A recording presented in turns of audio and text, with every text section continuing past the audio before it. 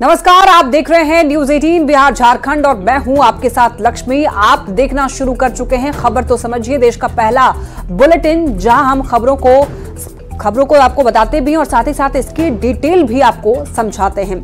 तो प्रधानमंत्री नरेंद्र मोदी अमेरिका के 3 दिवसीय दौरे पर हैं और देखिए यूएस के फिलाडेल्फिया में भारतीय समुदाय के लोगों ने प्रधानमंत्री नरेंद्र मोदी का भव्य स्वागत किया।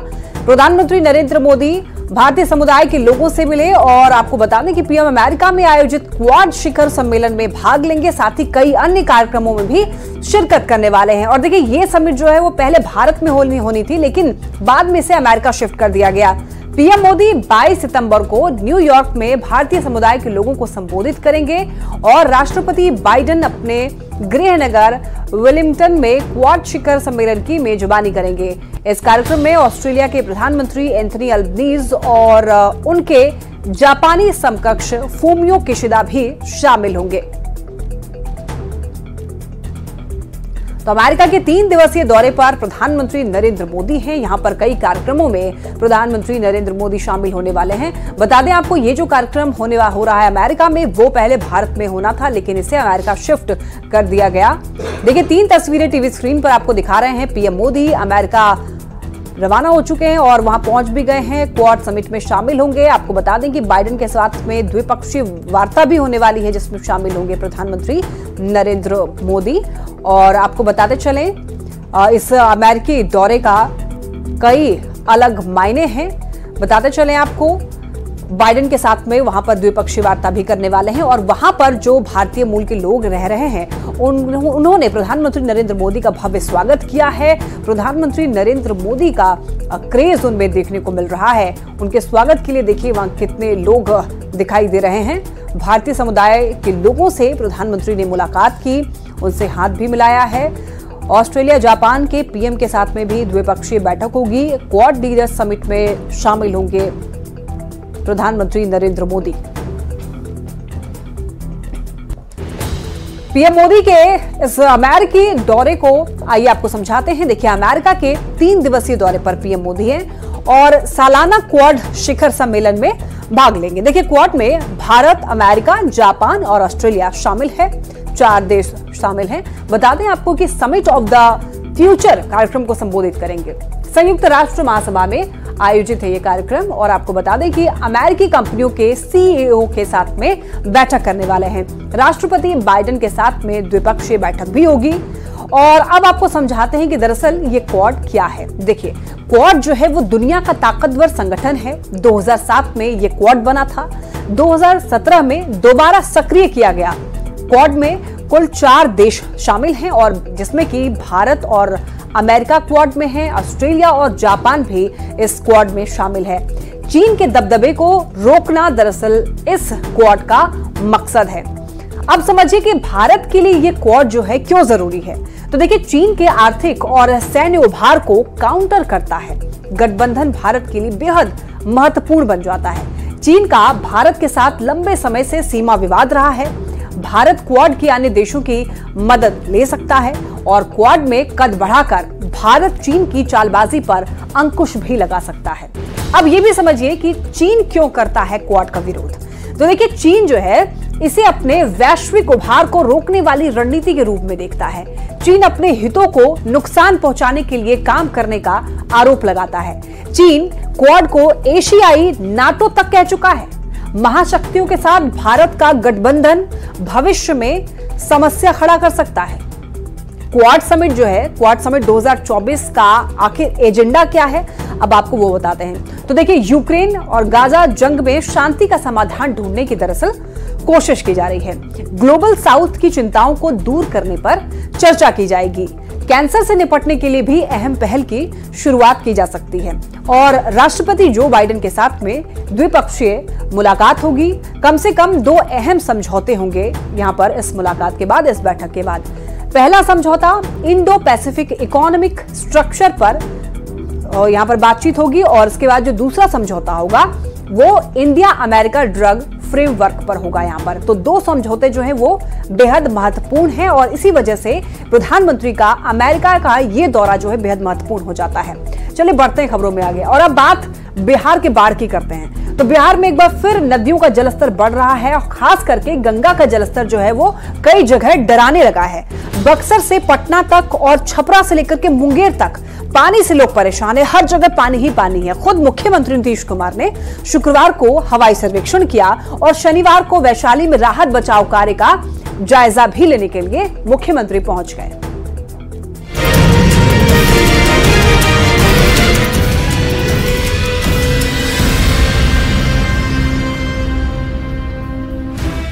कहीं सड़क पर पानी तो कहीं घरों में पानी, कहीं फसलें बर्बाद हो गईं तो कहीं बाढ़ से बचने के लिए छत का ही सहारा बचा है।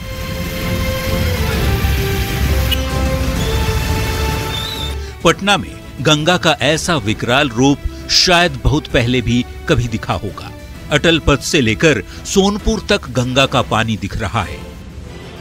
गंगा का जलस्तर अगर अटल पथ की तरफ जितना है उतना ही जो जलस्तर है धीरे धीरे अगर आप पूरा पैन करते हुए देखें तो बाएं साइड जो सोनपुर का हिस्सा पड़ता है वहां पर भी तस्वीर बिल्कुल एक जैसी दिख रही है। यानी कि गंगा का जलस्तर पूरी तरीके से अटल पथ से लेकर सोनपुर के बीच में एक बराबर है। बात सिर्फ नदी, सड़क और घर तक ही सीमित नहीं है। दानापुर के नकटा दियारा इलाके में लोगों के घर तो डूबे ही हैं। इलाज के लिए इकलौता सहारा अस्पताल भी बाढ़ में तबाह हो गया है। और ये जो हम आपको तस्वीरें दिखा रहे हैं कि लोग कैसे यहाँ से साइकिल से या पैदल निकल रहे हैं, ये मुख्य सड़क है। ये जो आप देख रहे हैं ये मुख्य सड़क है। आए दिन जो है इससे गाड़ियां जो हैं वो 4 व्हीलर से लेकर 2 व्हीलर तमाम यहाँ से पार होती है और गुरुद्वारा तक पहुँचती है। लेकिन जरा देखिए कि कमर भर पानी जो है अभी यहाँ तक पहुँच चुका है।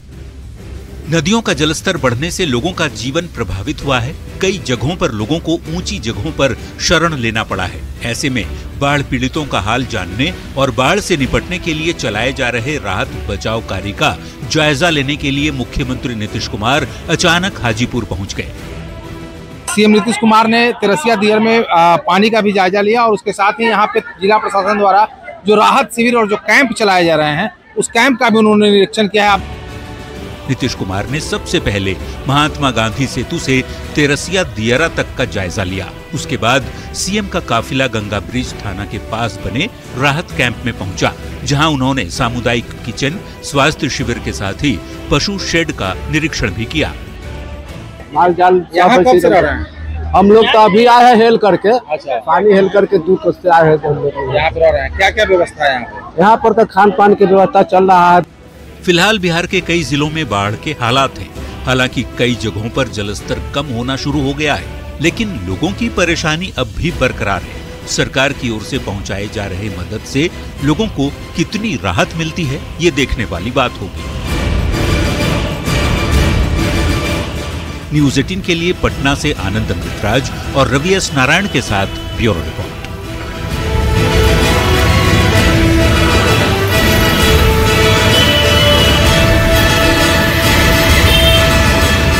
तस्वीरों में आपने देख लिया कि बाढ़ का कहर किस तरीके से बरपा है, लोग किस तरीके से परेशान हैं और कितनी दिक्कतों का सामना लोगों को करना पड़ रहा है। तो किन जिलों में बाढ़ का कहर है वो आपको दरअसल बता देते हैं। देखिए, आरा, बक्सर, छपरा, भागलपुर, दानापुर, समस्तीपुर, बेतिया, बाढ़, दरभंगा, मुजफ्फरपुर, पूर्वी चंपारण, खगड़िया, अररिया, ये वो जिले हैं जहां पर बाढ़ ने जमकर कहर बरपाया है। देखिए, अब आपको नाव के सहारे बताते हैं किन किन जिलों में बाढ़ का कहर है। तो आरा में बहुत ज्यादा बाढ़ जो है और बाढ़ की वजह से काफी लोग परेशान हैं। आवाजाही ठप हो चुका है, खाने की व्यवस्था लोगों तक नहीं पहुंच पा रही है। बता दें आपको, अब प्रशासन ने कदम उठाना शुरू किया है, लोगों की समस्याओं को सुनना शुरू किया है, लेकिन लोग काफी ज्यादा परेशान है जिस तरीके से बाढ़ ने कहर बरपाया है। जगह जगह आपको बता दें कि गांव, कस्बे सब डूब चुके हैं और साथ ही साथ आपको ये बताते चलें कि आवाजाही करने में काफी परेशानियों का सामना लोगों को करना पड़ रहा है। और इसके अलावा कई और जगह हैं जहां पर बाढ़ ने कहर बरपाया है। बारिश इतनी ज्यादा है कि नदियों का जलस्तर जो है वो बढ़ता जा रहा है और जिसकी वजह से लोग काफी परेशान हैं। कई ऐसे गांव जो कि नदी किनारे बसे हुए हैं, खास तौर पर वहां के लोगों को काफी परेशानियों का सामना करना पड़ रहा है। और आपको ये बता दें कई जगहों पर कटाव जैसी समस्या भी है जिसकी वजह से लोग परेशान हैं। और देखिए बात अगर करें गंगा नदी का जलस्तर बढ़ चुका है। पटना की अगर बात कर लें तो सड़क पर देखिए 3 फीट तक पानी है। रिहायशी इलाकों में पानी भर चुका है। छपरा की बात करें तो वहां पर गंगा और सरयू नदी का जो है कहर बरपा है। फोन चार्जिंग तक में लोगों को परेशानी हो रही है क्योंकि बिजली जो है काट दी गई है, तो परेशानियों का सामना लोगों को करना पड़ रहा है। अब कुछ लोग जो है सोलर पैनल से मोबाइल चार्ज कर रहे हैं। तो ये छपरा की परेशानी आपको बता रहे हैं। गंगा और सरयू नदी का कहर है क्योंकि वहां पर जलस्तर जो है वो बढ़ता जा रहा है। फोन चार्जिंग में भी लोगों को परेशानी हो रही है। अब अगर बात वैशाली की कर लें तो वैशाली में भी कुछ ऐसे ही हाल हैं। कोनहारा घाट पानी में डूब चुका है। वहां पर तो इतनी समस्या है कि शव जलाने में भी परेशानी हो रही है। हालांकि विद्युत शवदाह गृह भी, अब आपको ये बता दें कि विद्युत शवदाह गृह भी खराब है और यहां पर शव जलाने तक में लोगों को समस्या हो रही है। अब आरा की अगर बात कर लें तो आरा में भी देखिए सड़क पर 4 फीट पानी जो है वो भराया है। सड़क पर गंगा नदी का पानी बह रहा है। 8 साल के बाद में गंगा का ये रौद्र रूप देखने को मिला है। खतरे के निशान के ऊपर जो है गंगा नदी बह रही है।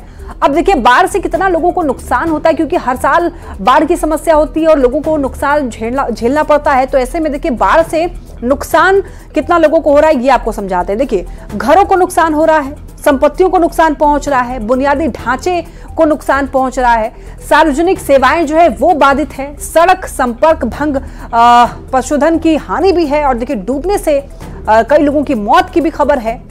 तो वहीं आपको बता दें कि बिजली आपूर्ति जो है वो बाधित है, फसलें नष्ट हो रही हैं, विस्थापन की समस्या है, लोग पलायन करने के लिए मजबूर हैं। तो ये वो समस्या है जिससे लोगों को जूझना पड़ रहा है क्योंकि हर बार ऐसी ही बाढ़ से लोगों को जूझना पड़ता है, 2-4 होना पड़ता है, घर बार बार बनाने पड़ते हैं, पलायन करना पड़ता है लोगों को। और कई जगहों पर स्थिति इतनी खराब है कि वहां पर शव जलाने तक के लिए जगह नहीं है।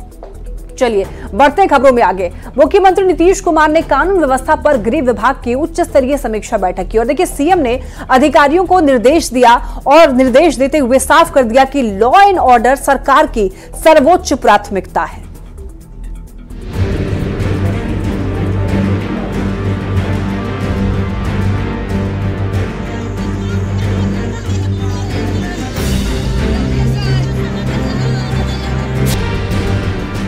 मुख्यमंत्री नीतीश कुमार ने कानून व्यवस्था पर गृह विभाग की उच्च स्तरीय समीक्षा बैठक की। सीएम ने अधिकारियों को निर्देश देते हुए साफ कर दिया कि लॉ एंड ऑर्डर सरकार की सर्वोच्च प्राथमिकता है। नवादा की घटना के बाद सीएम नीतीश कुमार एक्शन में है। सीएम ने 3 दिनों के अंदर 2 उच्च स्तरीय बैठक की। सीएम ने शनिवार को गृह विभाग की उच्च स्तरीय बैठक की। इस दौरान मुख्यमंत्री ने अधिकारियों को साफ साफ बता दिया कि लॉ एंड ऑर्डर सरकार की सर्वोच्च प्राथमिकता है। अपराधी नियंत्रण में किसी तरह की कोताही बर्दाश्त नहीं की जाएगी और लापरवाही बरतने वाले पुलिस वालों पर सख्त कार्रवाई होगी। सीएम अधिकारियों को कुछ खास निर्देश दिए। रात्रि गश्ती और तेज करें, बड़े अधिकारी औचक निरीक्षण करें, अपराध अनुसंधान कार्य में तेजी लाएं ताकि दोषियों पर जल्द कार्रवाई हो सके। लॉ एंड ऑर्डर के लिए सख्ती से कार्रवाई करें। मुख्यमंत्री ने अधिकारियों को निर्देश दिया कि पुलिस विभाग में जो भी पद खाली हैं, उनको जल्दी से जल्दी भरा जाए ताकि पुलिस और ज्यादा मुस्तैदी से काम कर सके। न्यूज़ 18 के लिए पटना से शैलेंद्र कुमार की रिपोर्ट।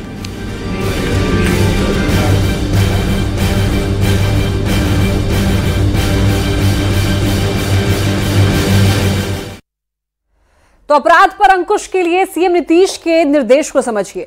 देखिए नीतीश कुमार अपराध को लेकर के हमेशा से सख्त रहे हैं। 2005 में सरकार बनने के बाद अभियान चलाया गया। सख्ती का ही नतीजा था कि बिहार के हालात बदले।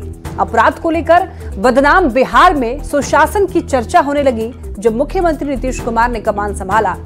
अब जबकि हाल के दिनों में कुछ घटनाएं हुई हैं तो ऐसे में मुख्यमंत्री नीतीश कुमार ने सख्ती के साथ निर्देश दिए हैं ताकि अपराध और अपराधियों पर पूरी तरीके से लगाम लगाया जा सके। और यही नहीं, ये भी कह दिया है कि लापरवाही बरतने वाले नपेंगे, यानी कि उन पर भी कार्रवाई हो सकती है। अब देखिए, ये समझना जरूरी है कि 2005 में जब नीतीश कुमार की सरकार आई तो कैसे अपराध को काबू किया गया था।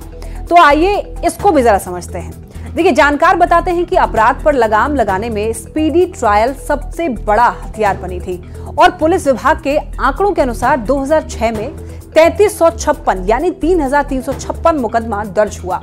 स्पीडी ट्रायल कराकर के 17 अपराधियों को फांसी की सजा दी गई, जबकि 1389 अपराधियों को उम्र कैद की सजा मिली। तो आपको ये बता दें कि 2005 से लेकर के 2010 तक कोर्ट की ओर से अपराधियों को जो सजा सुनाई गई उसके आंकड़ों को भी देख लेते हैं। अब देखिए, 2006 में ऐसे कई मुकदमों में कोर्ट ने 6839 अपराधियों के जुर्म का हिसाब कर दिया। 2007 में सजा का यही आंकड़ा बढ़ा करके 9853 हो गया। 2008 में सजा देने का ये आंकड़ा बढ़ते हुए 12007 हो गया। अब इससे आगे बढ़े और 2009 की बात करें तो 2009 में 13,146 अपराधियों को सजा हुई और 2010 में 14,311 अपराधियों को पुलिस की कोशिशों के चलते अदालत ने सजा सुनाई। नीतीश कुमार समीक्षा बैठक के जरिए अधिकारियों को एक बार 2005 से 2010 की तरह अपराधियों के खिलाफ अभियान चलाने का निर्देश दिया ताकि उन्हें सजा दिला करके जेल के पीछे, सलाखों के पीछे उनको भेजा जा सके। चलिए बढ़ते हैं खबरों में आगे। सीएम नीतीश की बैठक पर सियासत अब तेज हो गई है। आरजेडी सांसद मनोज झा ने इसे महज रिवाज बताया है, तो जेडीयू की ओर से 25 साल पहले का आईना दिखाया गया।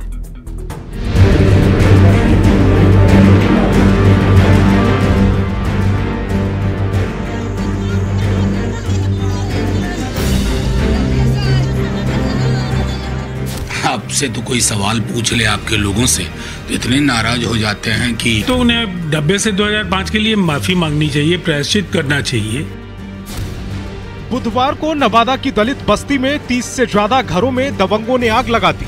आग बुझ गई, लेकिन नवादा की घटना पर सियासत की आग पूरे लौ के साथ अब भी चल रही है। नवादा की घटना सामूहिक हिंसा का तांडव।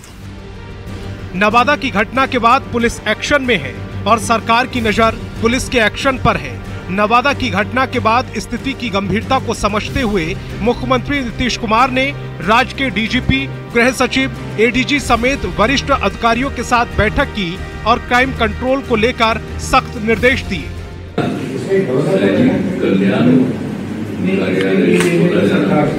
लेकिन आरजेडी के सांसद मनोज झा को लगता है कि मुख्यमंत्री की ये समीक्षा केवल रिवाज भर है। जब जागे तभी सवेरा, यह सवेरा सिर्फ रिचुअल है, एक रिवाज है। सर्वेक्षण कर लिया, हवाई सर्वेक्षण हो गई। मनोज झा नीतीश सरकार पर निशाना साधते हैं और तंज कसते हुए कहते हैं कि सवाल उठाओ तो लोग 25 साल पहले का समय गिनाने लगते हैं। आपसे तो कोई सवाल पूछ ले आपके लोगों से तो इतने नाराज हो जाते हैं कि 25 बरस ये पहले ये था, 20 बरस ये पहले ये था। मनोज झा के वार और तंज का उसी अंदाज में जवाब दिया जेडीयू प्रवक्ता राजीव रंजन ने। राजीव रंजन ने कहा कि 25 साल पहले का जिक्र आते ही आरजेडी के लोग घबरा क्यों जाते हैं।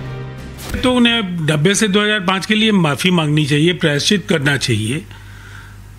वो बार बार घबराते क्यों है उस दौर की चर्चा करने से। बिहार में कानून व्यवस्था हमेशा से बड़ा मुद्दा रहा है। कानून व्यवस्था के मुद्दे पर ही आरजेडी को घेरकर नीतीश कुमार सत्ता में आए थे। अब आरजेडी के नेता उसी अंदाज में नीतीश सरकार को घेर रहे हैं।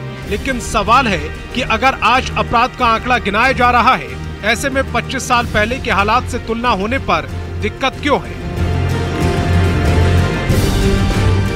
न्यूज़ 18 के लिए दिल्ली से अमितेश सिंह और पटना से शैलेंद्र कुमार की रिपोर्ट।